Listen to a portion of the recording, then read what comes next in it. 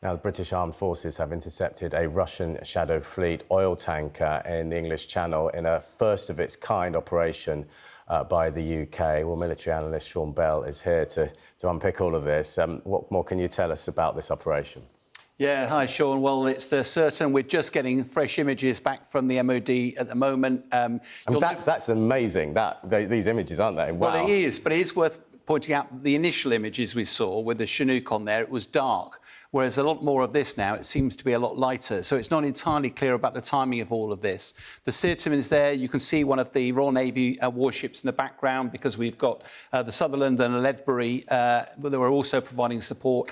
I think that we talk about boarding, but actually it's quite a big military operation that goes on. And I think you've got the Type 23 frigate there, which provides anti-submarine warfare threats and anti-surface warfare threats, because at the time you actually don't know whether this is being protected. There were some of these tanker fleets that were being escorted by the Russians. You don't know whether they've got warships above the water or maybe submarines below.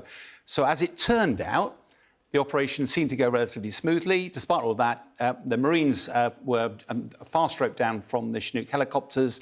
They wouldn't have known whether there would have been any threat on board, so they have to be incredibly careful. Happened in the early hours of the morning, which is what actually happened, supported, as I say, by loads of vessels. That's because in the military, you want to plan for the worst, hope for the best. But so far, it does look as if it was uneventful, and the ship now is parked off the south coast of the UK. Yeah, so we've had some reaction from Ukraine, from Volodymyr Zelensky. He says, "I am grateful to the UK for taking this important step against Russia's oil fleet. A Shadow Fleet tanker has been detained off the UK's southern coast. It was Russia's hubris, fuelled by high oil and gas revenues, that paved the way for this war. And every decision by partners that deprives Russia of money also limits the war itself. I thank Keir Starmer and all Britons for such principled resolve, and Europe urgently needs to take legislative steps to enable not only the detention of tankers and restrictions on oil shipments, but also the confiscation of the oil they carry. This will certainly help bring peace closer." Well, of course, you'd expect praise from Volodymyr Zelensky. That is praise indeed. He sees the significance of a move like this. Yeah, I mean, there's lots of background to this, I suspect. You will recall that a central pillar of Europe's strategy against Putin is the economy. And one of the ways of doing that is sanctioning Russian oil, because that's where most of the revenue comes that pays for the war. And although Russia's still been able to sell its oil, it's had to be selling at a significant discount. And of course, the global energy prices were quite low. That meant it was very little profit for President Putin, and it was having an impact.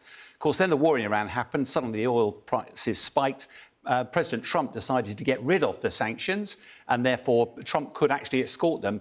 But actually, that still left these sanctioned oil tankers. And it's worth putting some numbers around this. There are over 700 Russian tankers in the Black Sea Fleet. Over 500 have actually been sanctioned by the UK. And in the North Sea, the UK, I think it was back in March, Keir Starmer was looking at, is it legal for the UK to actually intercept these tankers? In March, it was decided it was. Waters, yeah. Well, it's not. It's in Britain's economic zone, and it's also in our territorial waters. These were, most of them, about 6 miles away from our territorial waters. And, of course, in March, Keir Starmer said, right, we are able to board them. Over 200 vessels have passed since then. We've done nothing. So, of course, all of a sudden, I think you watch the leaders of France, Germany and England meet up with Zelensky only recently, and they've gone, hang on a minute, we've got to do something here. France, at the start of the month, intercepted a Russian Shadow Fleet vessel. Now we've seen the UK do it. It's all part of that broader strategy to put pressure. Is one vessel going to make any difference? Probably not. But if you are now President Putin, you're going to have to think twice before putting tankers through those territorial waters. And when Keir Starmer sat down with Zelensky and those NATO leaders, I guess they were thinking, they've said the words, and as you said, those Shadow Fleet ships were just carrying on sailing. So they needed action. What sort of reaction do you think this will bring about? And that, for me, I'm not sure. I mean, clearly, the British force did an outstanding job, but it doesn't look like the ship was defended, and that's what they would have hoped for. They wouldn't have attacked or tried to embark on a vessel that was being escorted by a Russian warship. The challenge, of course, is what's President Putin going to do now? Now, inevitably, there'll be anger, there will be threats. He's already said earlier there will be consequences if the UK ever did this sort of thing. The challenge is exactly what can he do? But I think that's going to be the real worry. From my perspective, you look back in history, Putin only respects strength. And if you look back in 2015, President Putin, he turned around and was pushing fighter jets into Turkish airspace. Turkey warned them. One turned away. The other one carried on. Turkey shot it out the sky.